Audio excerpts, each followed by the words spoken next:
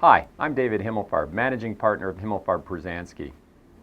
I've been asked what steps there are involved in a tort claim, and what I'd like to do is to walk you through the steps right now.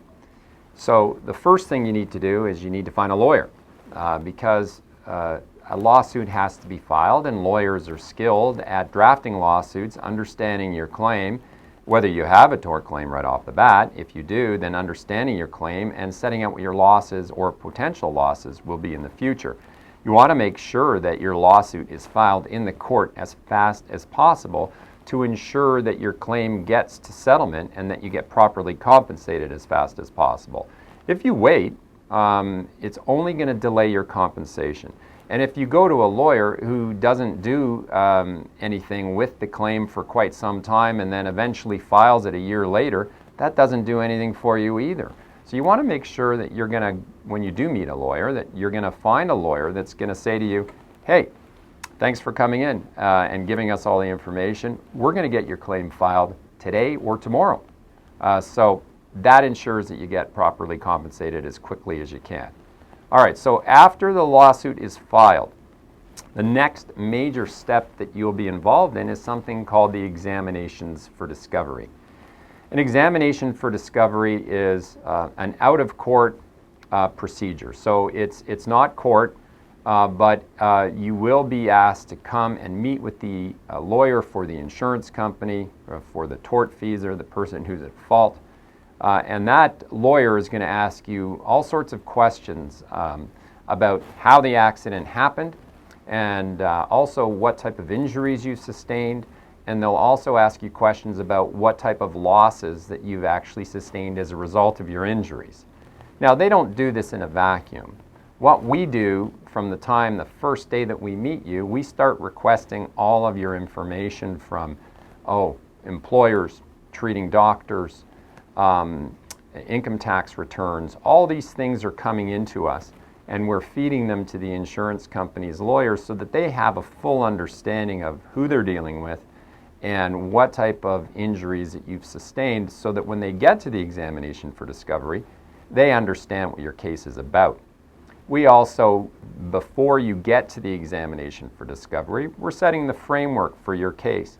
We're letting the other side understand what your case is about, so that they're starting to report back to the insurance company and let the insurance company know what it's about, so that there are no surprises down the road, so that they get accustomed to what your claim is about and what, in terms of compensation, it will be worth down the road.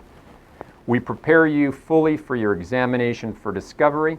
We make sure that you're properly advised as to what type of questions to expect, and we work with you in terms of getting you properly prepared. Proper preparation is extremely important for an examination for discovery. This is the first time that you will be meeting the lawyer for the insurance company. They say that first impressions are very important, and they're right. So this will be your first impression to make upon the lawyer for the insurance company.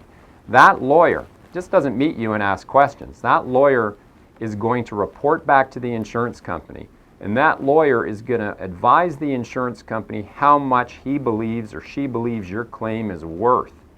So that's very important.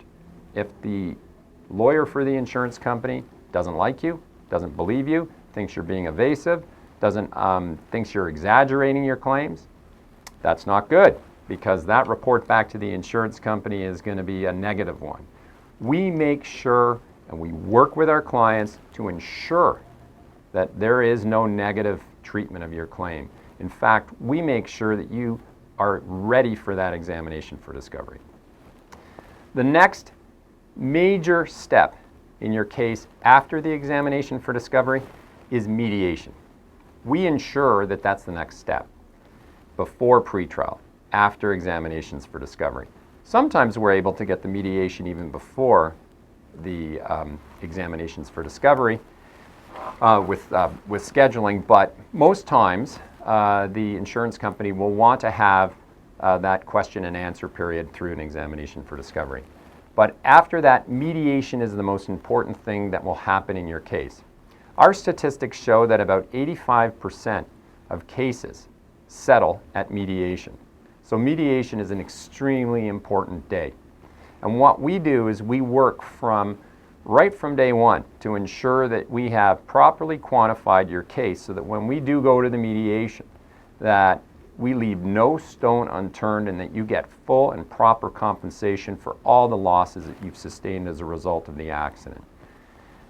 In terms of how mediation works, it's really a process that it's out of court. There's no judge or anyone there. And it's a process that's essentially, it's mandatory in Toronto, but essentially somewhat voluntary. So you can't force someone to settle with you.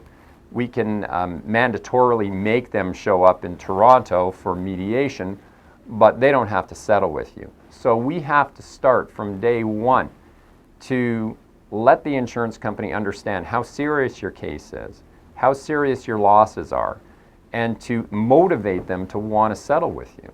Because if they don't settle with you at mediation, then the next thing that's going to happen is there's going to be a pretrial and then a trial.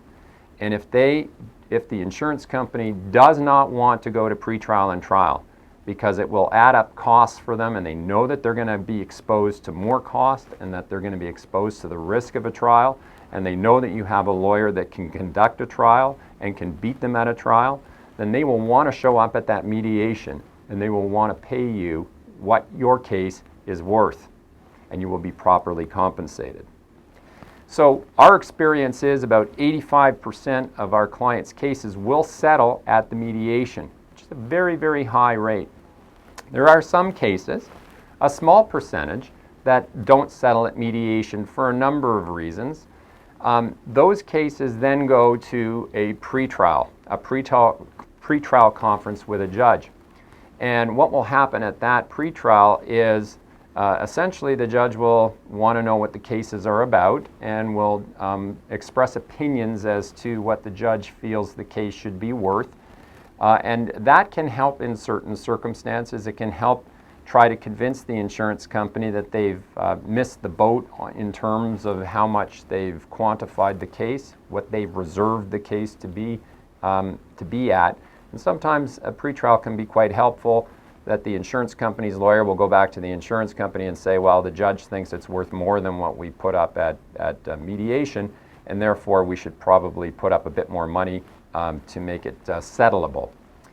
And we find that those cases that don't settle at mediation, the vast majority thereafter will settle shortly after the pretrial or even at the pretrial itself.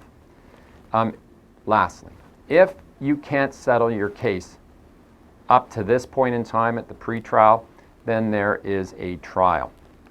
The trial it's a civil trial, and it will be in front of a judge or a judge and a jury. If it's in front of a judge and a jury, then there will be 6 people who are part of a jury pool who will be picked for your case and who will decide the issues in your case. They'll decide how much you get for pain and suffering, and they'll decide what your financial losses are, and they'll decide who's at fault for the accident. And so it's extremely important that you have picked a lawyer who has conducted jury trials. Make sure that if you're looking for a lawyer and interviewing lawyers, that you ask the lawyer, have you done jury trials? Are you able to conduct a jury trial? Are you able to help me sway a jury to see things in your way so that you get properly compensated? You get one chance to do this. You get one chance to get properly compensated in court. You want to make sure that you have the experience factor, that you have a lawyer who can do it all for you at that point in time. Because a trial is exactly that, a trial. It's risky, and you want to make sure that you have experience on your side. Find out what your claim is worth today through our free personal injury calculator at himpro.ca, or call one of our experienced personal injury lawyers today at 1-855-446-7765.